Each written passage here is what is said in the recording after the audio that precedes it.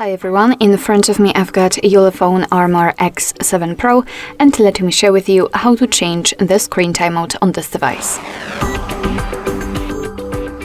So let's start with opening the settings, and here we have to find the option display. Now let's localize this option, screen timeout. And as you can see here, we've got some options from which we can choose. So at the top, we've got relatively short options, and the longest option is 30 minutes. Currently, we've got 30 seconds option applied. It is, to be honest, it is too short for my liking. So all we have to do right now is to tap on the option we would like to use. So I'll choose 5 minutes.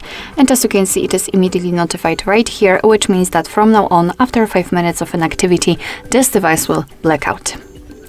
Alright, so that will be all. Thank you so much for watching. I hope that this video was helpful, and if it was, please hit the subscribe button and leave the thumbs up.